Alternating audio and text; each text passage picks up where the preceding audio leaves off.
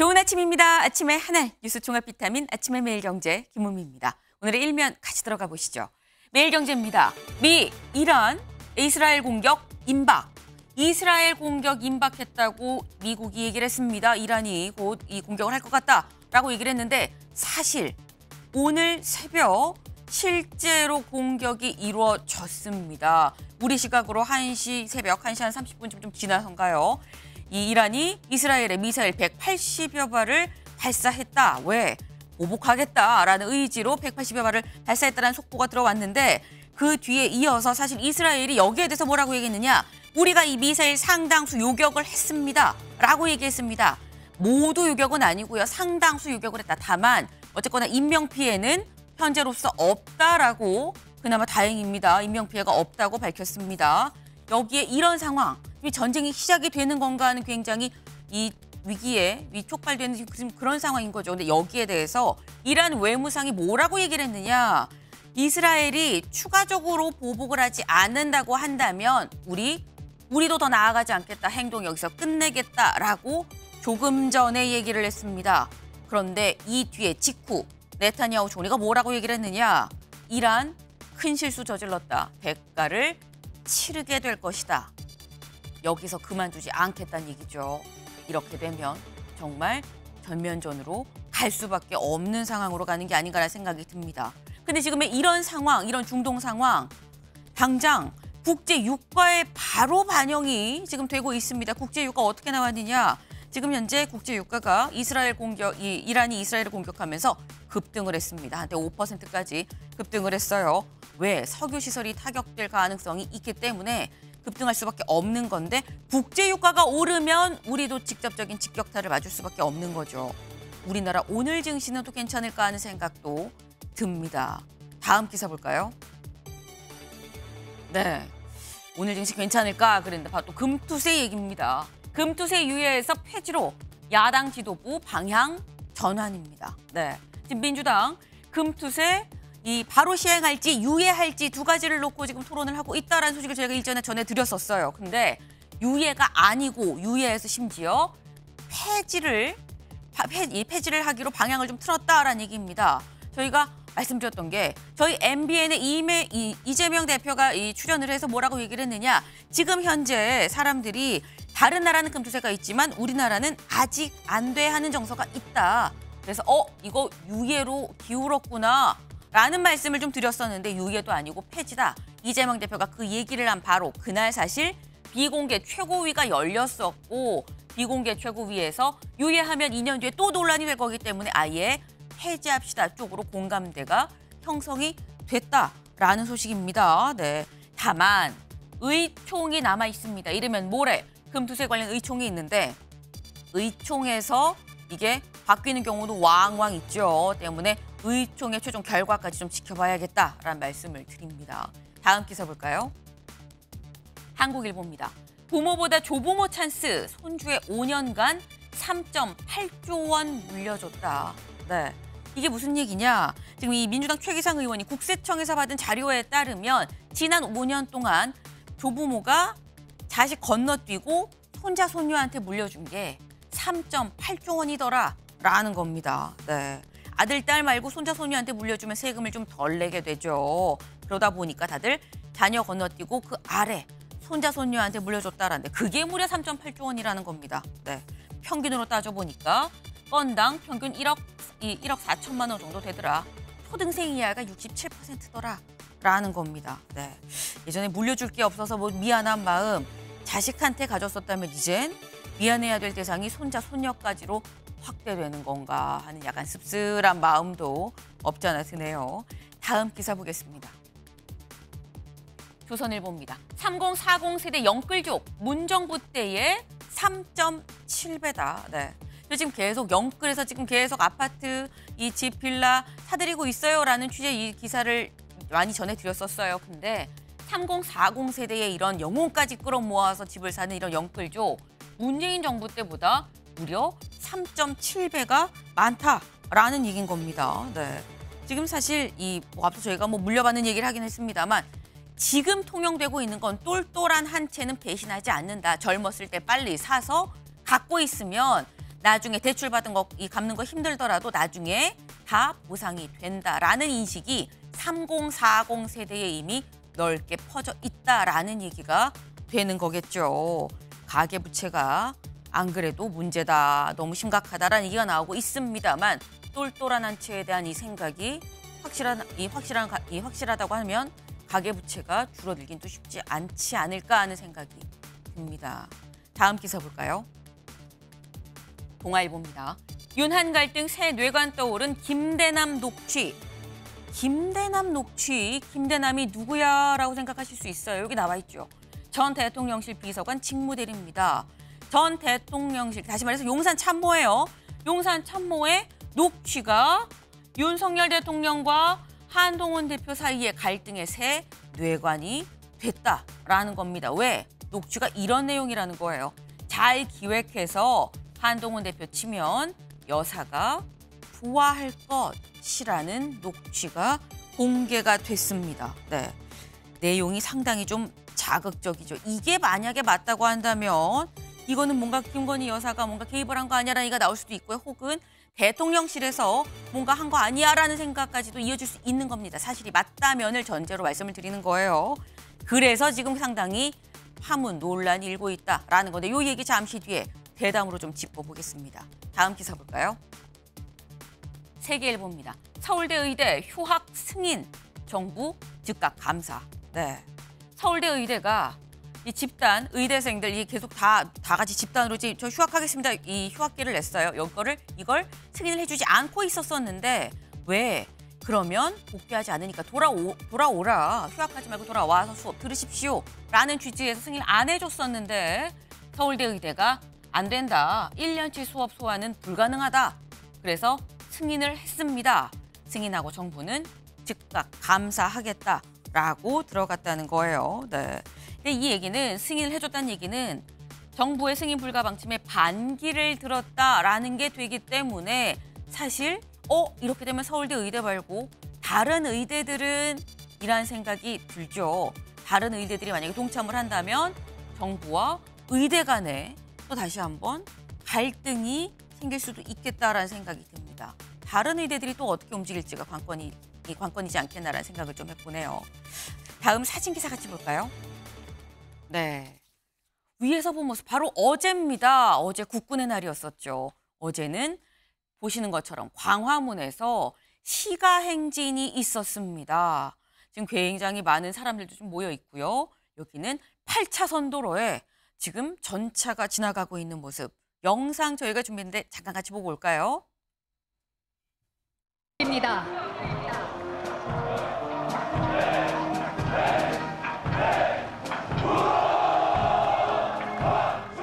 우리 군은 강력한 전투 역량과 확고한 대비 태세를 바탕으로 북한의 도발을 즉각 응징할 것입니다.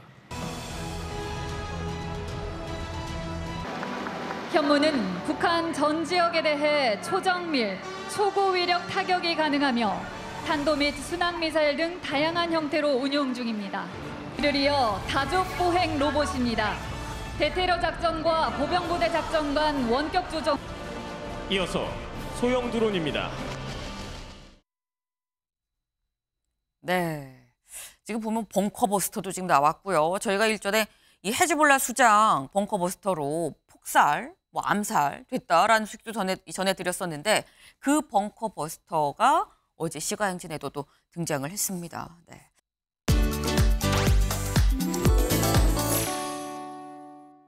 네, 보겠습니다. 반도체 차 쌍끌이 9월 수출 587억 달러 사상 최대입니다. 네, 수출이 사상 최대다. 근데 심지어 12개월, 1년 연속 수출 증가세다라는 이 기쁜 소식입니다. 지금 비타민 E를 하면 항상 뭐가 비싸요, 힘들대요, 자꾸 요 소식만 전해드리게 됐었는데 간만에 네, 이 지금 수출이 사상 최대를 찍었다. 중국 수출도 6.3%가 늘면서 올 들어 최대. 중국이 호황이면 우리도 이 영향을 받죠. 때문에 뭔가 지금 훈풍이 불고 있구나라는 생각이 좀 듭니다. 반도체랑 차가 견인을 했다라는 소식이에요. 그런데 여기까지만 딱 전해드리고 싶은데 다음 기사를 좀 보겠습니다. 실업자 20%가 반년 이상 구직 중 환란 이후 최대. 네.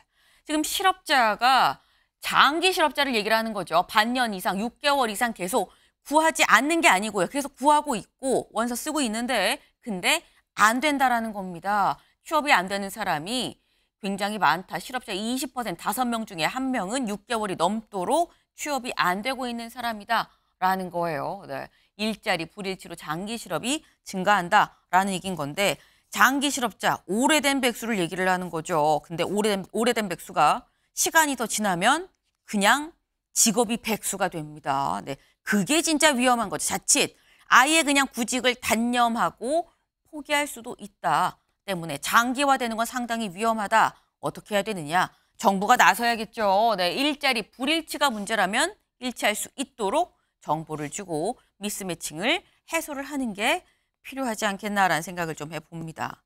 다음 기사 볼까요? 네, 하나 더 있어요. 저희가 오늘 한 장에 100원 금깻잎 쌈도 못 먹을 판 저희가 금배추 얘기를 드렸었죠. 근데 이번엔 금깻잎입니다. 한 장에 100원. 뭐 이거 하나 100원이면 싼 거 아니야? 이거 한 묶음 아니고요. 한 장입니다. 한 장. 여기 보시면 깻잎 한 묶음 30장 들어있는 깻잎 한 묶음 얼마냐?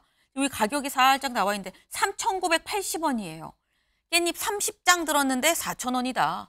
깻잎 한 장 싸 먹을 때마다 100원 깔고 2장 깔면 200원 깔고 지금 쌈 싸서 드시는 거다라는 거죠. 더불어서 여기 보겠습니다. 주요 채소가 요즘 다 비싸다. 배추, 금배추라고 말씀드렸었어요. 배추 작년 대비 54.6% 올랐고요. 상추 45.8% 오르고 열무 37.9, 오이 15.9, 깻잎이 그나마 조금 올랐습니다. 13.3% 올랐다라는 거죠.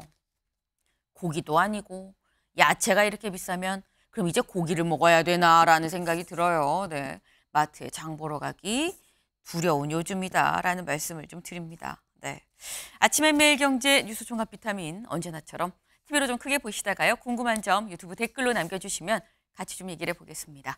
오늘 함께해 주실 분들 소개합니다. 안녕하세요. 부끄럽고 한심. 무슨 얘기인지 기사로 같이 보겠습니다. 한동훈 치면 여사가 좋아할 것 전직 용산참모 녹취 파문입니다. 여기서 말하는 전직 용산참모, 아까 저희 일면 속에 살짝 나왔죠. 김대남 전 대통령실 선임 행정관의 얘기입니다. 이 녹취가 공개가 되면서 파문이 일고 있다. 어떤 녹취인지 직접 들어보시죠. 하고 우리가 한동훈 때문에 지금 진짜로 야 죽으려고 하더라고. 야 니네가 이번에 그거 잘 기획해서 치면 너희 여사가 니네 들었다 놨다 했다고 좋아하겠는데 한 70억을 여론조사를 하는데 썼대요. 근데 그 70억 여론조사를 하는데 총선용 여론조사는 해야 되는 거거든. 근데 그 중에 또 뭐 2건은 자기 본인이 대권 주자로서 무슨 이런 설명조사를 했나 봐. 그게 이제 사실은 기업으로 따지면 자기를 횡령이죠, 횡령. 네, 직접 해당 녹취를 좀 들어보셨습니다. 워딩들이 참 자극적이에요. 지금 잘 기획해서 치면 여사가 좋아하겠다. 뭐 이런 식의 굉장히 자극적인 단어들이 쭉 나왔습니다. 윤경호 의원님, 어떻게 들으셨습니까? 저 당사자의 직급이 높냐 낮냐. 처음에는 이제 그런 거 가지고 저렇게 얘기할 만한 자리에 있었던 사람인가? 이런 이제 의문, 비판. 근데 내용을 가만 들어보면요. 네. 그 내부의 기류에 대해서 다른 사람들도 그냥 알만한, 일테면 비서관급 정도에 접근을 했다면. 문제의 김대남 선임 행정관이라고 하지만 네. 시민사회 소통실에서 비서관이 공석일 때 대행도 했더만요. 그렇다면 지금 아마 용산의 대통령실에 비서관급이 한 50여 명 될 거예요. 그럼 굉장히 고위직이거든요. 이제 그런 걸 지냈던 사람이 저렇게 얘기를 저건 제가 보기엔 간단하게 넘어갈 사안은 아닌 것 같다. 특히 여권 내부에서 지금 대통령실에서 한동훈 현 대표에 대해 얼마나 뭐 적대감까지는 뭐하지만 견제를 하고 있는가 이런 것도 여실히 지금 보여주고요. 그다음에 나머지 일종의 치부잖아요. 네. 예. 근데 이런 것들이 그냥 뭐 한 사람이 너무 허풍 떠는 거야라고 그냥 넘어가기에는 저는 간단치 않은 일인 것 같아서 야권에서 지금 이 사안에 대해서 뭐 공격하고 비판하고 이거 말고 네. 시중의 여론이 과연 이거에 대해서 어떻게 흘러가고 있는가를 대통령실은 굉장히 겸허하게 봐야 될 것 같다는 생각이 듭니다. 네. 지금 말씀은 녹취가 공개되는데 이 사람 보니까 그렇게 뭐 낮은 직급이나 이런 거 잘 모르는 사람이 그냥 자기 맘대로 얘기하는 거 가지고 직급이 좀 높더라. 이렇다면 이게 사실 사안이 좀 클 수도 있는 거 아니겠느냐. 요건 좀 살펴봐야 될 것 같다라는 말씀을 하셨어요. 그 대체 이 사람이 누구냐. 누군지 알아봤습니다. 네. 김대남 전 이 시민소통비서관실의 선임 행정관이었습니다. 근데 말씀처럼 비서관 자리가 공석이었을 때 그때 비서관 직무 대행을 하기도 했었다라는 건데 대선 때 윤석열 후보 캠프에 있었었고요. 근데 조직본부 조직국장을 했었었고요. 그리고 난 다음에 대통령실에 들어갔는데 그리고 난 뒤에 나와서 이번 총선 때 용인갑 여기서 이원모 비서관이 전략공천을 받았었죠. 이원모 비서관이 나왔던 그 용인갑에 출마를 선언은 했지만 당시 컷오프가 됐습니다. 네. 그리고 난 다음에 지금 현재는 서울보증보험 상근 감사로 현재 지내고 있다라는 거예요. 그러니까 지금 보면 대선 때 캠프 때부터 해서 대통령실에 들어갔고요. 그리고 총선에 출마를 했지만 성공하지 못했다. 하지만 지금 상근 감사를 하고 있다라는 걸로 지금 볼 수 있을 것 같습니다. 근데 지금 말씀은 최수영 의원님. 네. 쭉 보면은 어쨌거나 계속 어느 날 갑자기 날아온 뭐 이런 것도 아니고 그냥 쭉 캠프 때부터 있었던 거고 선임 행정관에서 비서관 대행도 했었고 말씀처럼 그럼 그 직급이 낮은 것도 아닌데 근데 뭔가 지금 말을 하는 거는 약간 그랬대. 약간 뭔가 이렇게 이런 취지로 지금 얘기를 하고 있거든요. 그러니까 뭐 뭔가 그 본인이 확실하게 알고 있다는 게 아니라 분위기가 그렇다는 걸 전해주고 있잖아요. 저는 이제 이 녹취를 들으면서 이런 이제 속담이 떠올랐어요. 곰은 쓸개 때문에 죽고 사람은 혀 때문에 죽는다. 그런 말이 있는데 제가 보기에 조금 과도하게 자기 과시를 한 것 같아요. 근데 시점도 내가 좀 볼 필요가 있다고 말씀드리는 게 이게 녹취가 지금 된 게 7월 달 초잖아요. 그러니까 그쵸. 국민의힘 전당대회가 7월 23일인데 이게 7월 초쯤에 그러니까 뭐 이명수 기자가 이걸 좀 터뜨려줬으면 좋겠다 뭐 이런 얘기잖아요. 근데 김대남 지금의 이제 감사가 그러니까 이 여기에 가는 시기가 그러니까 서울보증보험의 상근감사로 가는 시기가 8월 2일입니다. 그러니까 약 한 달 전에 얘기를 했다는 거죠. 제가 보기에 이때 아마 그 보증보험 상근감사에 아마 이제 그 여러 가지 이제 검증이 진행되고 있을 단계니까 조금 과잉 충성하는 차원에서 뭔가 여권에 도움이 될 만한 걸 하려다가 본인이 좀 오버 스텝을 밟은 건 아닌가 좀 그런 생각이 들어요. 왜냐하면 그 지금 이 김대남 선임 전 지금 감사가 용산 재직 시에 그 아까 말씀드린 대로 공직기관 시민소통비서관실에 그 대행을 했잖아요. 근데 실제 비서관이 왔는데도 대행 명함을 계속 돌리고 다니다가 공직기강 비서관실로부터 주의 경고까지 받았다는 거예요. 그러니까 제가 보기에 이런 여러 가지를 좀 종합하면은 본인의 약간 허풍, 블러핑, 그다음에 이제 자기 과시 이런 것들이 좀 축약이 돼가지고 섞여 있는 혼재된 사안이다. 그래서 본인이 전해 들은 것과 본인이 감지한 것, 그다음에 생각한 것 이런 여러 가지들이 함께 나와서 녹취로 전달돼서 사실 이 녹취가 한두 번 한 게 아니라 작년 9월부터 올 7월까지 이렇게 거의 1년 가까이 녹취를 한 분량이 5시간이라는 거 아닙니까? 그런 측면에서 이렇게 여러 가지가 혼재되어 있는 약간 좀 그 허풍과 자기 과시가 혼재되어 있는 그런 사안이기 때문에 너무 이것을 여권의 어떤 본질적 문제로 확대 해석하는 건 조금 온당치가 않다고 보이죠. 지금 최수영 위원님 말씀은 이거는 그냥 약간 자기 과시, 허풍이 섞인 개인의 급발진이다. 라는 취지로 지금 말씀을 하셨어요. 근데 말씀하신 게 지금 시점을 봐야 된다라고 말씀하셨죠. 사실 시점이 중요하긴 합니다. 왜? 이 얘기가 나온 게 지금 아까 저희 직접 녹취를 들으셨습니다만 녹취에 뭐가 나오느냐? 아니 비대위원장이 자기 여론조사를 했을 때 뭐 이거는 뭐 횡령 아니야? 뭐 이런 취지로 지금 얘기를 했어요. 근데 그 얘기가 전당대회가 있기 불과 한 2주 전쯤에 나온 얘기라는 겁니다. 근데 이 얘기를 성재준 위원님 사실 언뜻 납득이 잘 안 될 수 있는 포인트가 아니 이게 보수 쪽 사람도 아니고 지금 보면 서울의 소리 기자거든요. 서울의 소리 기자면은 대통령실에서는 좌파 유튜버다라고 딱 이 치부하는 그런 곳인데 근데 왜 거기에 이 얘기를 하느냐라는 의문이 들 수 있어요. 사실 이제 그게 제일 좀 납득이 안 되고 네. 황당하고 좀 한심하다라는 생각까지 드는 부분이죠. 아니 지금 이제 문제가 됐던 이명수 그 기자라고 하는 분이 지금까지 대통령실이랑 김건희 여사랑 관련돼 가지고 이 건까지 포함하게 되면 무려 지금 4차례입니다. 그러니까 이제 지난 대선 때 같은 경우도 김건희 여사의 어떤 그 녹취록을 또 이제 공개해가지고 또 파장이 됐었고요. 네. 그리고 이번에 이제 명품백과 관련된 논란 거기와도 연관이 돼 있고 최근에 또 9월 달에 같은 경우는 김건희 여사가 이제 그 관저 주변을 이제 산책을 하는 그 모습까지도 이제 사진을 찍어가지고 공개했던 사람이 또 지금 이명수거든요. 근데 이제 이런 어떤 전력을 생각해 봤었을 때 대통령실 입장에서는 오히려 이게 전력이 아니라 거의 뭐 전과라고 생각할 만큼 이 사람에 대해서 경계를 해도 모자랄 판인데 어떻게 이런 사람이랑 작년 8월 달부터 뭐 시작해가지고 9월 달부터 시작해서 네. 올해 8월 달까지 계속 통화를 했다는 거예요.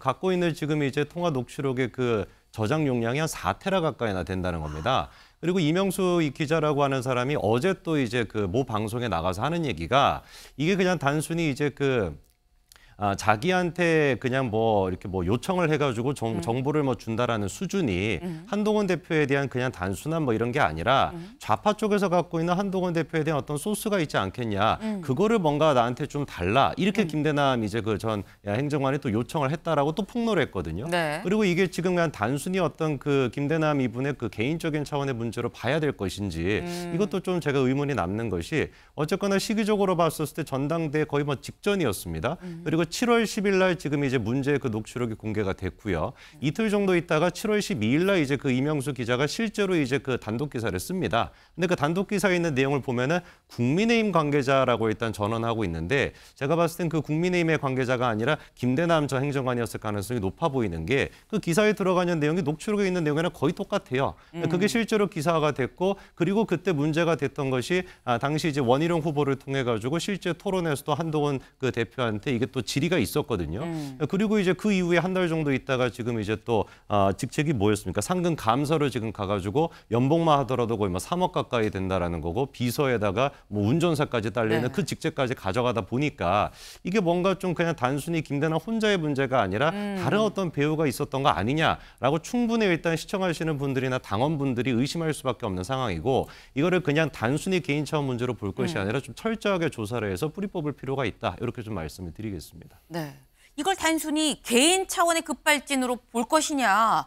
그러기에는 뭔가 이 사람이 얘기한 거, 그 뒤에 나왔던 기사, 그리고 실제 전당대회 토론회에서 다른 후보들의 발언들 이런 걸 종합해 봤을 때 뭔가 다 엮여 있는 거 아니야라는 생각이 든다라는 거죠.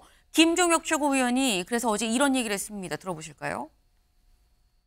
김대남 씨가 그 서울의 소리 이명수 기자한테 기사를 쓰도록 준 정보 있잖아요. 뭐 여의도 연구원에서 70억 그렇죠. 뭐라고 얘기하면서 여론조사를 했고 이거는 다 대외비였거든요. 그렇죠. 그래서 여의도 연구원 쪽하고 이게 문제가 있냐 없냐 하면서 이렇게 오고 가던 내용인데 그게 어떻게 외부에 공개 어떻게 해서 김대남의 손에 들어가 있냐 이거죠. 그러니까 뭐 이거는 어떤 식으로든지 간에 진상 규명은 있어야 된다. 네. 지금 사실 성재준 의원님이 하신 말씀이랑 맥을 같이 해요. 최수영 의원님. 네.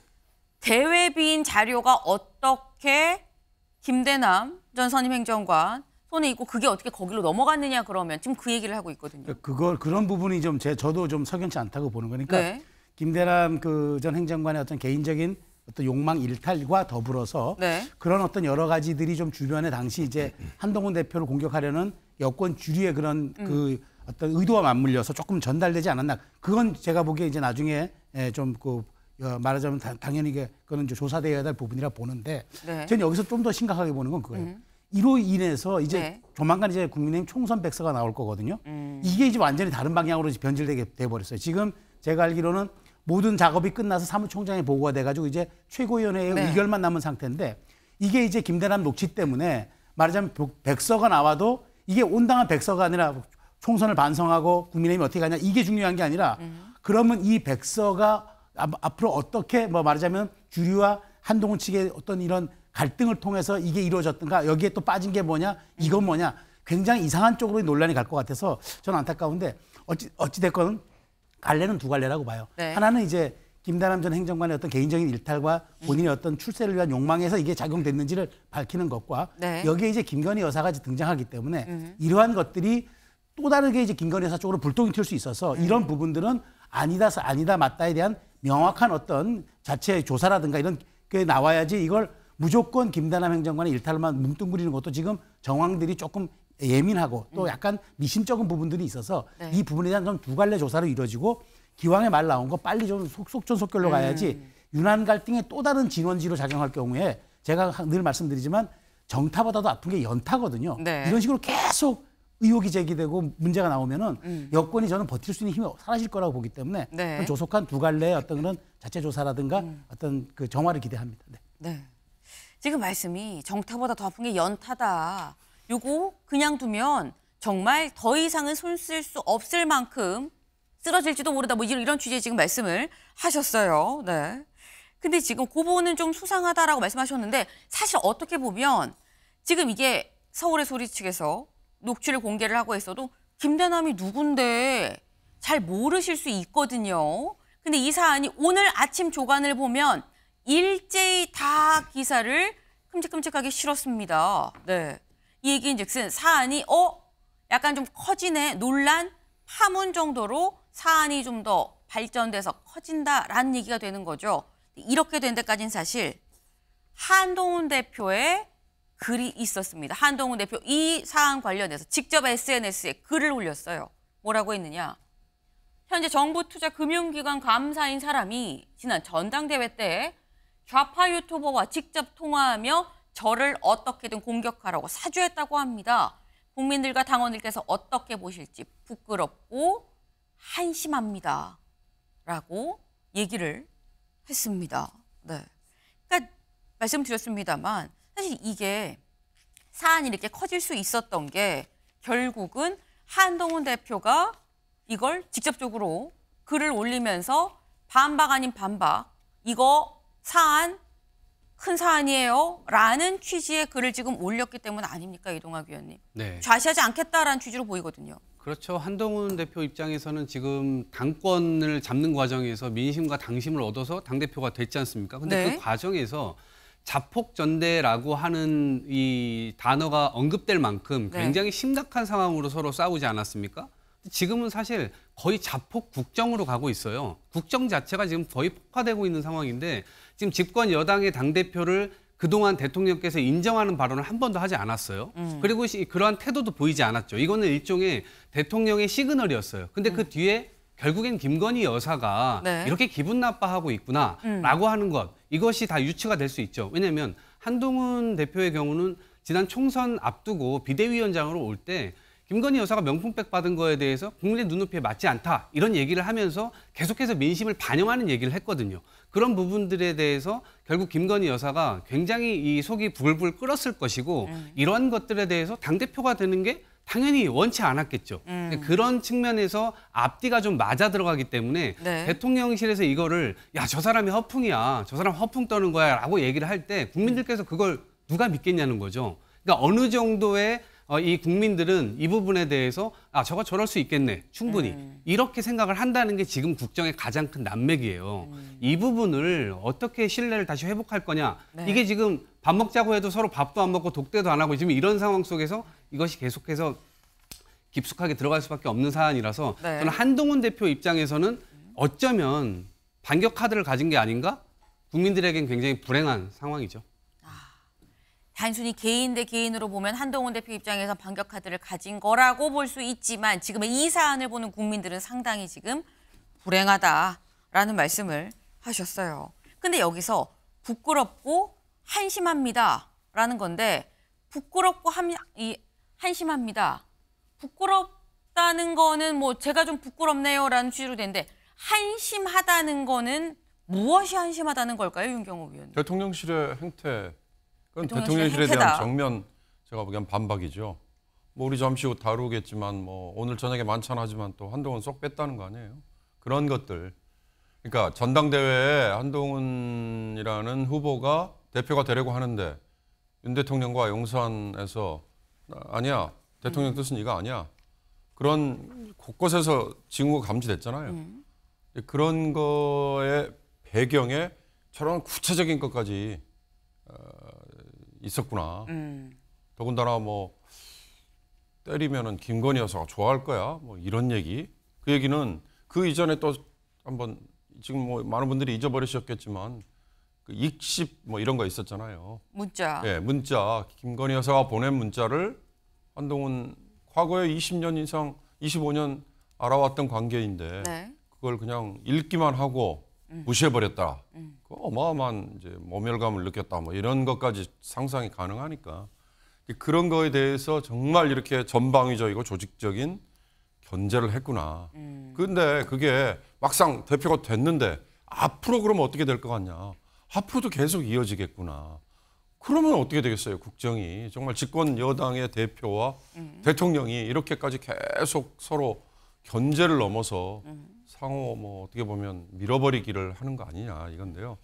제가 아까 이 김대남이라는 사람의 이 녹취에 대해서 한마디 드렸지만 네. 한간에 뭐 블러핑 뭐 이런 말씀도 하셨잖아요. 커뮤니케이션 전문가들이 하는 얘기 중에 아주 전형적인 거 있지 않습니까? 뭔가 폭로가 됐을 때 메시지 내용보다 네. 메신저의 흠집을 찾아내가지고 그걸 공격하는 거. 그거 하면 안 돼요. 지금 그런 거 하고 있을 때가 아니에요. 그런 잔머리를 굴려가지고 이 국면을 넘어가려고 하면요. 어떤 상황이 생기느냐.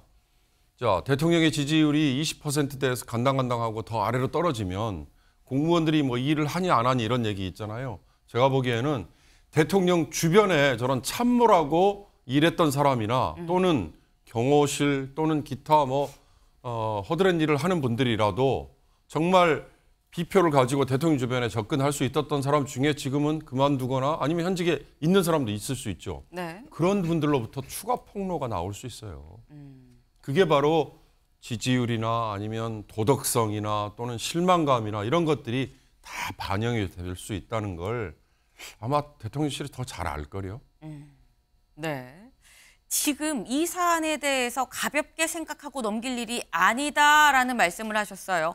단순히 뭐 이게 뭐 메시지를 내는 메신저를 공격하는 이런 방식이 아니라 메시지 자체가 맞는지 아닌지 여부를 정면으로 얘기를 다뤄야 되는 거다라는 말씀을 지금 하신 겁니다. 근데 지금 일단 용산의 입장은 이런 것 같아요. 다음 기사 볼까요? 친한 한 공격 사주 김대남 배후 밝혀야 용산 허풍 같고 당정 갈등을 유발하고 있다. 허풍이다라고 지금 얘기를 하고 있습니다. 여기 밑줄을 좀 같이 볼까요? 대통령실은 김대남 감사가 김 여사는 물론이고 윤 대통령과도 전혀 일면식도 없는 사이라며 공개된 통화 녹음은 개인의 일탈성 발언이란 입장이다. 대통령실 관계자는 시민소통비서관이 왔는데도 계속 직무들이란 명함을 돌리고 다녀서 사칙 논란이 제기돼서 공직기강 비서관실 등에서 문제를 삼았던 것으로 알고 있다. 여기 있을 때도 좀 문제가 됐던 사람이에요. 그 사람 이런 사람이니까 그 사람 말 믿으면 안 됩니다. 라는 취지예요. 더불어서 김대남 감사의 법률 대리인이 어제 입장을 냈습니다. 뭐라고 얘기를 했느냐. 입장문. 특정 당대표 후보자를 어떻게 사주를 받아서 타격을 줄 수 있는 위치에 있지 않았다라고 지금 얘기를 합니다. 그러면서 그런 위치에 있었다면 직접 증거를 제시해 주시길 바란다. 난 아니다. 난 그런 위치 자체가 아니었다라고 얘기를 해요. 이거는 이동학 의원님 어떻게 보십니까? 타격하는데 위치가 중요하지 않죠. 어떤 내용으로 했느냐. 그리고 저분은 기본적으로 행정관 출신인데 선임 행정관이면 이거 낮은 위치 아니거든요. 거기 출신에다가 지금 보게 되면 이 용산에서 지금 적절치 않다라고 이제 계속해서 저 메신저를 공격을 하는데 네. 그러면 도대체 어떻게 용산에서 일을 할 수 있었을까? 그 인사권자는 누구지? 왜 저런 판단을 했지? 그런데 심지어 그걸 그만두고 나서 굉장히 핵심 요직이라고 할 만한 상임 감사 자리에 가지 않습니까? 금융기관이에요. 근데 네. 뭐 이게 3억 이상 되는 어떤 그런 연봉도 받고 아무나 가고 싶어도 갈 수 있는 자리는 아닙니다. 그러니까 저는 뒤에서 무언가 저 사람이 자기가 녹취에도 나오잖아요. 자기가 원하는 자리 딱 찍었지. 네, 그래서 그 찍은 자리로 자기가 결정을 했지. 그렇게 얘기를 하죠, 그렇죠. 본인이. 네. 그러니까 이제 그런 측면에서 봤을 때 아니 본인이 가고 싶다고 해서 갈 수 있는 게 아니죠. 뒤에 인사권자가 있는 거잖아요. 그러니까 국민들이 볼 때는 저거는 허풍쟁이가 아니라 네. 어느 정도의 사실을 담지하고 있는 거다 이렇게 생각이 들고요. 지금 이제 대통령실에서의 어떤 저런 이 언행이나 블러핑 이런 것 자체가 스스로의 권위를 굉장히 실추시키고 있다라고 생각을 합니다. 근데 그리고 대통령께서도 여러 가지 측면에서 이제 한동훈 대표와의 어쨌든 불편하실 거예요. 굉장히 불편하실 텐데 이렇게 짜잘하게까지 이 기본적으로 신경을 쓰신다라는 것을 국민들이 다 알아버렸잖아요. 과거에 이준석 대표를 쫓아낼 때도 이 내부 총지라는 당대표 하면서 텔레그램 보내고 체리 따봉까지 보내고 이게 당무에 관해서 굉장히 신경을 많이 쓰시는 것으로도 알고 있고 당연히 이런 것들을 좀 비춰보면 전당대회에서도 당연히 대통령실에서 가만히 있지 않았을 거다라는 그런 인식들이 기본적으로 퍼져 있었고 그런 게 저 김대남 씨를 통해서 지금 드러난 거다 이렇게 봅니다. 네. 지금 말씀은 아니라고 얘기를 하지만 주변 정황이나 볼 때는 이 얘기가 맞는 것 같은데라는 생각을 지울 수가 없지 않느냐라는 얘기예요, 최수영 위원님. 그러니까 제가 몇 가지 팩트를 말씀드릴 수밖에 없는 게 네. 김대남 전 행정관이 용산을 그만두는 게 작년 연말쯤입니다. 그러니까 네. 본인이 이제 용인갑에 출마하려고 나옵니다. 그러니까 지금 이 녹취가 됐던 시점은 용산에서 나와서 민간인 신분이 된 지 7개월째 되는 네. 그 타이밍입니다. 그러니까 네.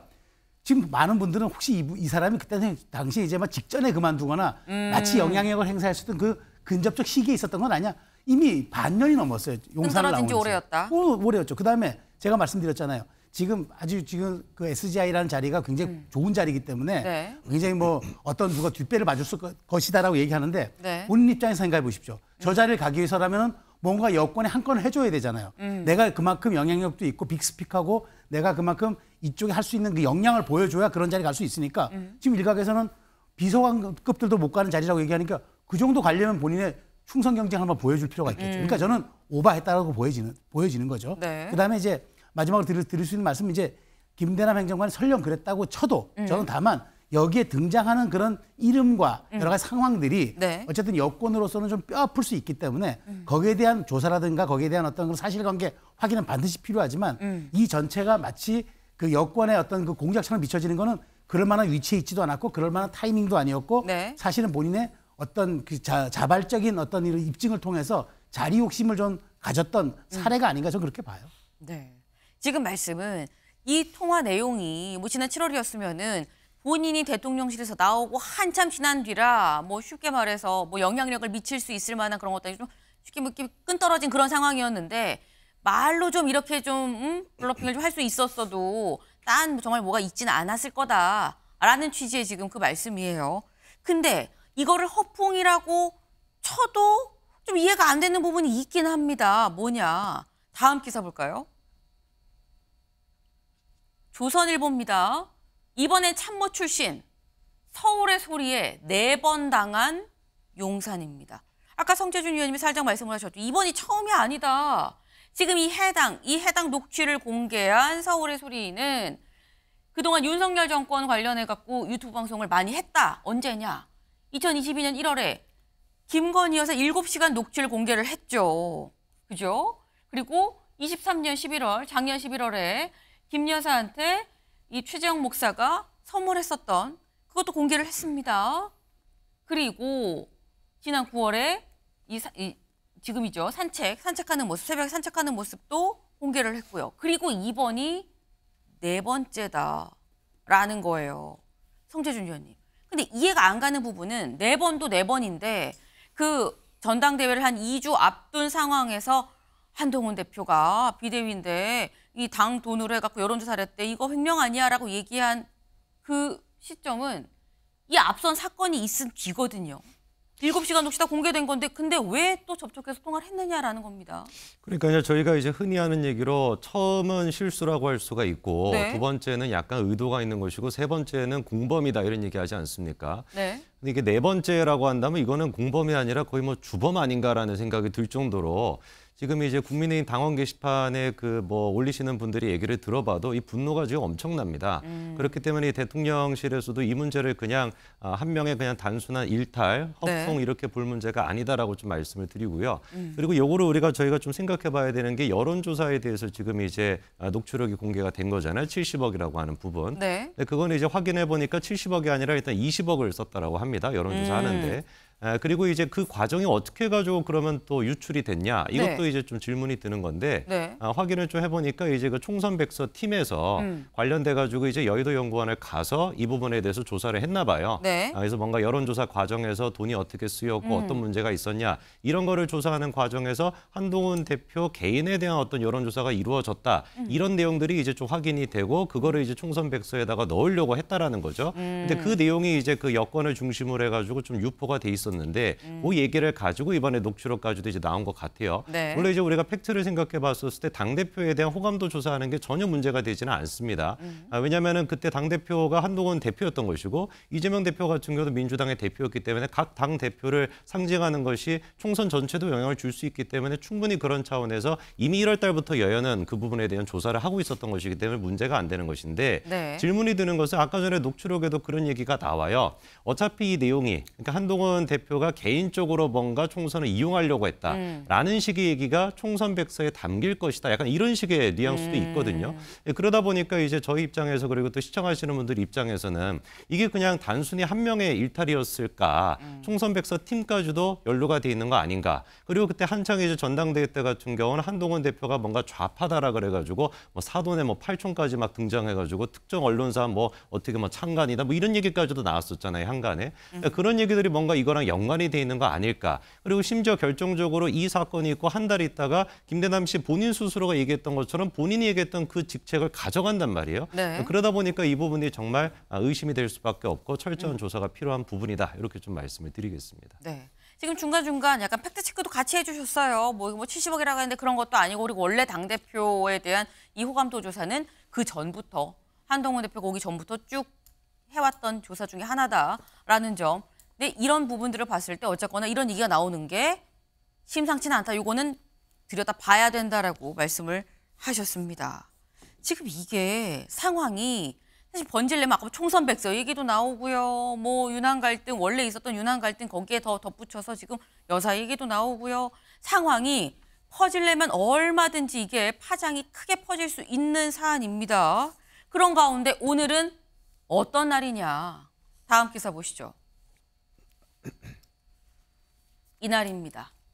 윤 국힘 지도부와 2일 만찬. 오늘 저녁에 추경호 원내대표 등등을 비롯한 상임위원장들, 이 상임위 간사들 등등에서 같이 오늘 만찬을 하기로 했다고 하죠.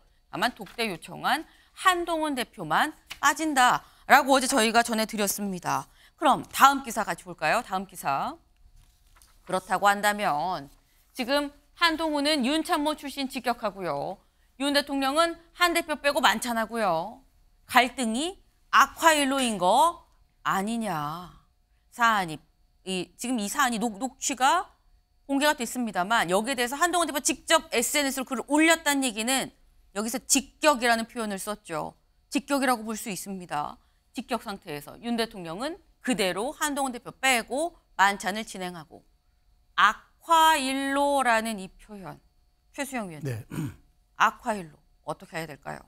제가 그랬잖아요. 저기 정타보다 아픈 게 연타라고. 지금 근데 이게 외부의 연타가 지금 아까 김대남의 그 행정관 녹취라면 이건 지금 내부의 연타입니다. 이게 사실은 독대 논란이 아직도 사그라들지 않은 상황에서 지금 정기국회를 앞두고 이제 그 대통령이 당대표를 빼고 불렀다. 물론 이 그 설명은 이해는 됩니다. 그러니까 이거는 원내의 문제고 그러니까 원래 상임위원장단하고 원내대표를 부르던 건 관행이었습니다. 이건 어느 역대 정부 정기국회를 앞두고 항상 그렇게 했는데 그렇다고 해서 또 당대표가 빠진 적은 없거든요. 그런데 원외 당대표를 부르지 않았다. 근데 원외 당대표는 또 오늘 무슨 일정을 가느냐.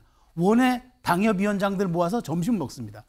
자, 이러면 이게 뭔가 이거는 물리적인 화학적인 결합이 아니라는 걸 보여주는 방증이잖아요. 근데 저는 지금 이거예요.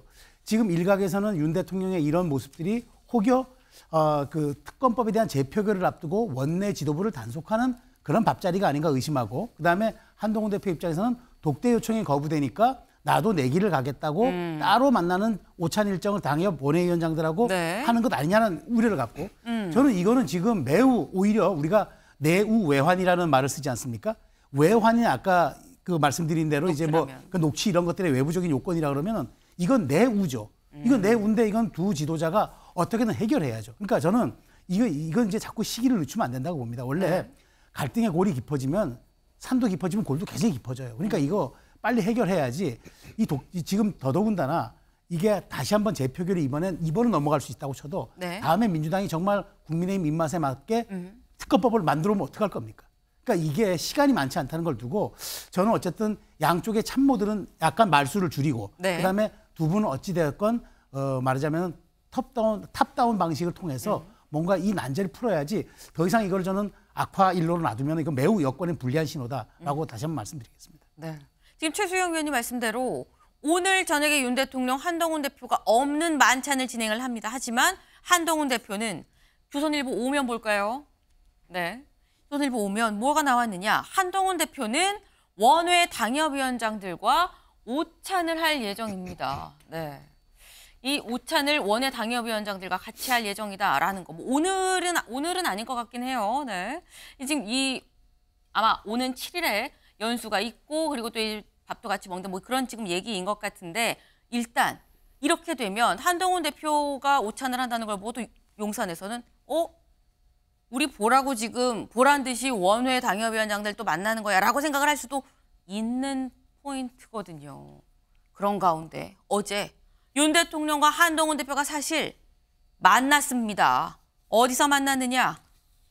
기사 같이 볼까요? 네. 어제 국군의 날이었죠. 국군의 날 기념식 행사가 있었습니다. 이 자리에서 윤 대통령 그리고 한동훈 대표 악수를 하는데 일단 사진상으로는 윤 대통령은 눈을 보려고 했었던 것 같아요. 근데 한동훈 대표 고개를 푹 숙이고 있습니다. 그리고 혹시 보이시나요? 어금니를 앙다문 건가? 입을 꾹 다물어서 여기 근육이 이렇게 살짝 나와 있는 것도 보이죠. 물론 이게 사진이기 때문에 아유 그런 장면만 딱 포착을 했어. 원래는 이런 분위기 아니었는데 하실 수도 있어요. 그래서 영상을 준비했습니다. 같이 보시죠.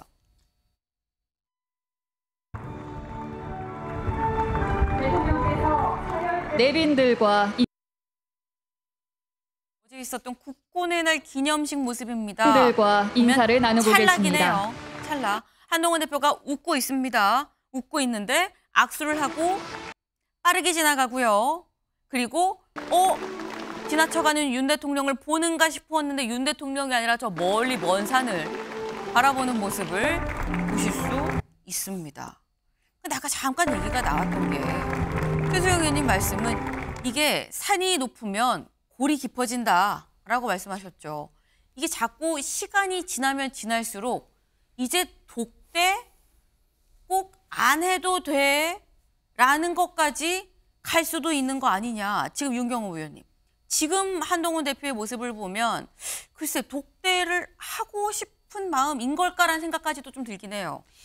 악화일로 이런 표현에 아까 한동훈 대표는 본인의 어디인가에 소셜미디어에 올린 게 한심합니다 이렇게 표현했던 거. 저희 국민이 보기에 정말 한심합니다. 대한민국이라는 이 나라가 지금 어떻게 굴러가고 있냐. 대한민국 국정 운영의 주체가 대체 누구냐. 우선 대통령 그리고 집권 여당, 야당, 뭐 크게 봐서 국회 등등이요. 이들 간에 서로 존중과 견제 또는 협력 이런 게 지금 잘 되고 있느냐. 우선 대통령실과 집권 여당이 아니 양측의 대표가 대통령과 집권 여당 대표가 만나기만 하면 눈을 마주친 거야 안 마주친 거야 이것만 온 언론이 쳐다보고 있는 이게 이 정상적인 나라입니까? 국정 운영이 지금 제대로 가고 있어요? 아까 아침에 우리 앵커는 이란하고 이스라엘이 지금 전면전 가기 직전입니다. 유가가 지금 요동을 칠 것 같습니다. 경제 불안합니다. 수출 잘 된다고 하지만 이런 외부 변수 주의하세요. 주의 있게 보세요. 이렇게 알려줬잖아요. 도대체 대통령하고 집권 여당의 대표에게는 그런 변수들이 금깻잎이라고 얘기하는 물가 폭등하는 게 보고나 되고 있을까요? 그런 보고를 받고도 가가지고 너 나 내 말 안 들었어. 너 나한테 마음 안 드는 여당 대표야? 그래서 너 나 악수 안 할래? 이게 지금 맞는 겁니까? 대한민국 국정이 지금 제대로 굴러가고 있는 거예요?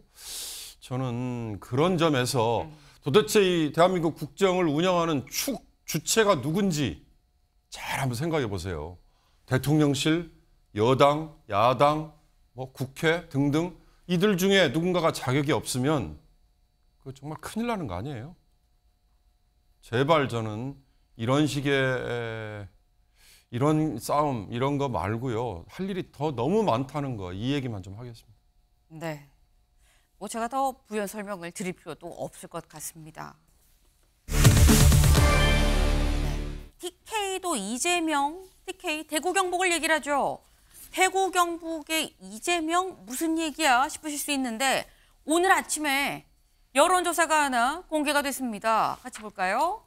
여론조사 결과 차기 대통령감 적합도예요. 일단 이건 전체 전국입니다. 전국을 따졌을 때 이재명 41.2, 한동훈 19.3, 그 뒤를 조국, 이준석, 김문수, 홍준표 등등등이 뒤따르고 있죠. 일단 이재명 대표가 압도적인 1위다. 근데 이건 전국이잖아. TK가 왜? TK의 분위기는 어떤지 TK만 따로 좀 볼까요? 대구 경북 한동훈 대표 22.4, 이재명 대표 33.7입니다. 11.3%포인트 이재명 대표가 TK에서 앞서요. TK는 국민의힘의 텃밭이라고 얘기를 보통 하죠. 근데 여기서 한동훈 대표가 아니라 이재명 대표가 10%포인트가 넘게 앞서고 있다라는 겁니다. TK랑 같이 얘기되는 게 부울경이죠. 부울경 보겠습니다. 부울경 한동훈 대표 23.8, 이재명 43.5, 19.7%포인트 앞선다 이재명 대표가. 최수영 위원님. 네.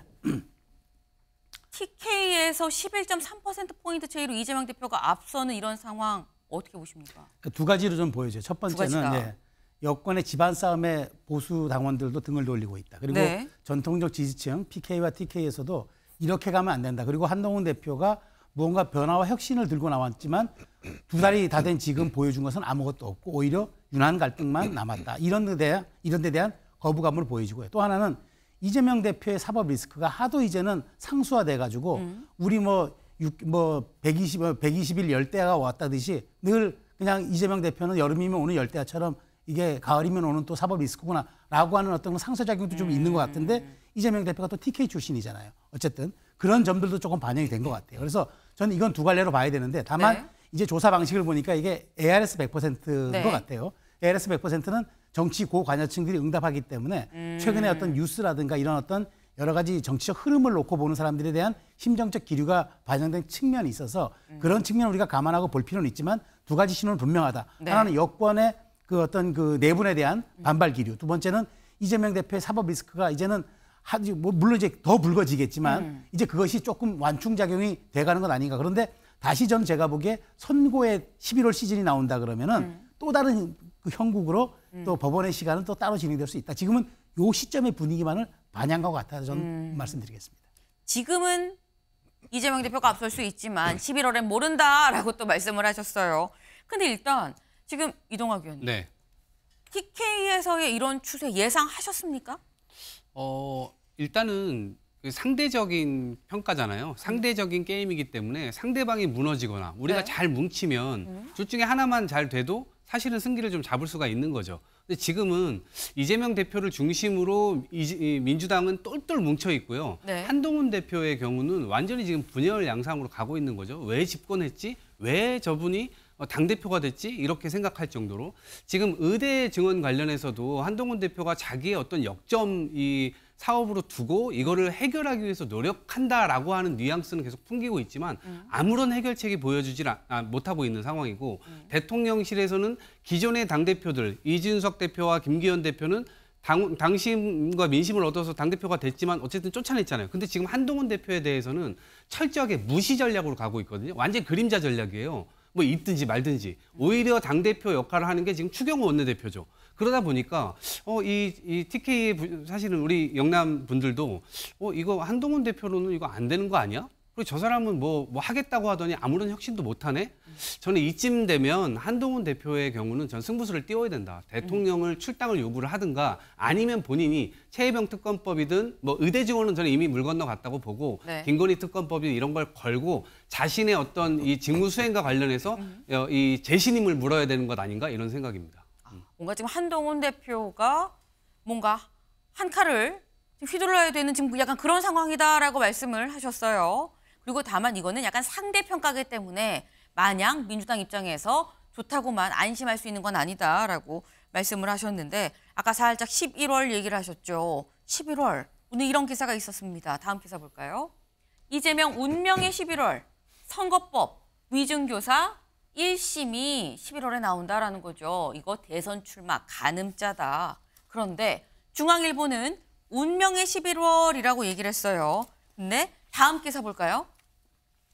조선일보입니다. 이 무죄 확신한다는 민주당 일각에선 11월 위기설을 제기하고 있다. 아까 운명의 11월과 11월 위기설은 살짝 좀 결이 다르죠. 하지만 어쨌거나 11월 요거 지켜봐야 될 것 같은데 라는 분위기가 있다라는 겁니다. 이동학 위원님. 네. 11월에 대해서 민주당 내부 분위기는 어떤 겁니까? 뭐 위기설이라고 얘기하는 일각에서의 우려는 있습니다. 네. 솔직히 있을 수밖에 없죠. 왜냐하면 100%라는 게 없기 때문에. 그렇지만 저희는 무죄를 확신하고 있기 때문에 그런 지점에서는 오히려 당원과 지지자들이 더 똘똘 뭉치고 있는 상황이고 만에 하나 유죄가 나온다 하더라도 저희가 흔들림 없이 간다라고 하는 건 기본적으로 갑니다. 근데 왜 그러냐면 아마 전 검찰에서 두 가지를 지금 이 목표로 두고 있다고 보는데 하나는 사법적 올가미를 야당 대표에게 씌워가지고 결국에는 사법적 처리를 통해서 정치인의 역할을 못하게 하려는 거. 이게 하나가 있고 두 번째로는 이거를 수사하는 과정에서 굉장히 전방위적으로 언론 플레이도 많이 했고 그래서 범죄자의 낙인을 씌웠잖아요. 이거는 어느 정도 성공했다고 보여져요. 근데 네. 이것은 대통령이 계속해서 시그널을 줬죠. 임기가 시작되면서부터 야당 대표가 범죄자 혐의자를 대통령이 어떻게 만나냐라고 하는 시그널을 공개적으로 계속 줘왔기 때문에 네. 그런 지점에서의 분열 이런 것들을 노릴 텐데 저희 민주당은 분열되지 않고 이런 부분을 철저하게 좀 준비해 나간다 뭐 이런 생각입니다. 네. 지금 11월을 지켜보긴 해야겠지만 하지만 우린 기본적으로 무죄라는 생각을 갖고 있다. 위기까지는 아닐 것이다라고 말씀을 하셨어요. 11월에 1심 선고가 어떻게 나오느냐에 따라서 분위기가 달라질 수가 있죠. 아까 말씀하신 것처럼 아까 여론조사 중에 상대평가적인 경향이 있습니다. 11월에 이 경향이 이쪽으로 쏠릴지 저쪽으로 쏠릴지 주목이 되네요. 직접 사과할 의향입니다. 이게 누구의 사과를 얘기하는 건지 같이 보겠습니다. 오늘 만평이에요. 네, 오늘자 만평입니다. 여기 보면 뉴스, 대통령 지지율 급락, 역대 최저치, 국힘도 동반 추락. 어제 사실 저희가 이 기사를 다뤘었어요. 윤 대통령과 국민의힘의 당 지지율이 같이 떨어지고 있다. 전달 대비 5%포인트가량 비슷하게 지금 떨어졌다라는 걸 말씀드렸는데 여기에서 한의사 때문이야 라고 얘기를 하죠. 한의사? 지금 의대 정원 문제도 한의사는 아니고 왜 한의사가 갑자기 나온 거야 라는 얘기를 하는 거죠. 이 밑에 한의사, 한동훈, 의료, 여사님 셋이야. 그래서 한의사야. 한의사 때문에 지금 동반 추락하는 거야 라고 좀 얘기를 하고 있습니다. 사실 어제 저희가 전해드리면서 이 이유가 동반 추락의 원인이 세 가지 정도로 나온다라고 해서 한동훈 대표와 윤 대통령의 어떤 갈등, 그리고 의료 대란 장기화, 그리고 김건희 여사를 둘러싼 어떤 이 이슈들 이런 게 지금 논란이 되고 있다라고 말씀을 드렸었어요. 그게 지금 한의사다라는 건데 아까 한동훈 대표에 대한 거는 저희가 앞에서 지금 얘기를 했죠. 사실 의료 대란은 본의 아니게 또 얘기하던 중에 나왔습니다. 지지부진하다, 뭔가 진행이 안 되고 있다 말씀을 드렸어요. 그리고 마지막 여사님 이슈가 또 남아 있는 거죠. 다음 기사 볼까요? 그래서 오늘 아침 기사에 이 기사가 나왔습니다. 한국일보예요. 김여사 사과 돌파구 될까? 머리 싸맨 김건희 여사가 사과하면 요거 돌파구 될까? 하고 여권에선 머리를 싸매고 지금 고민을 하고 있다라는 겁니다. 근데 여긴 머리 싸맨 여죠. 다음 기사를 보면 다음 기사 보시죠. 김 여사 직접 사과할 의향. 지금은 안 돼. 용산 고심입니다. 구체적으로 중앙일보는 용산이 지금 고심을 하고 있다라고 얘기를 해요. 근데 그러면서 앞에 직접 사과할 의향 있다. 하지만 지금은 안 된다. 여러 가지 얘기가 나오고 있다라는 거죠. 일단 사과할 의향이 있다라는 건데 관련 목소리 좀 들어보고 올까요? 이분은요, 딴 나라 사람입니까? 아니, 김건희 여사에 대해서 이제 국민 눈높이가 어떻다는 것도 알죠. 그런데 이 김건희 여사를 민당이 탄핵 빌드업을 위해서 김건희 여사를 계속 악마시키고 있지 않습니까? 네. 거기에 보면요, 정말 헛된 정치 공세, 의혹 부풀리가 너무나도 많아요. 그러나 일단 논란의 중심이 된 거에 대해서는 국민들한테 송구스러운 마음을 가지고 있죠. 윤석열, 김건희 두 사람의 각종 불법 이런 행태가 점점 드러나고 있는데 이건 이제 꼬리가 잡힌 것에 좀 불과하다고 보기 때문에 조국혁신당과 민주당이 손을 잡고 그 꼬리를 잡아 당겨야 된다. 그러면 그 몸통이 확연히 드러날 것이라고 봅니다. 네, 지금 윤상현 의원은 김건희 여사도 지금 국민들의 눈높이나 이런 얘기를 알고 있다. 본인도 사과하려고 한다. 송구한 마음을 갖고 있다라고 지금 얘기를 하고 있습니다. 직접 사과할 의향이 있다라는 얘기인 거죠. 그런데 뒤에 이어서 조국 대표는 또 그렇게 얘기를 하죠.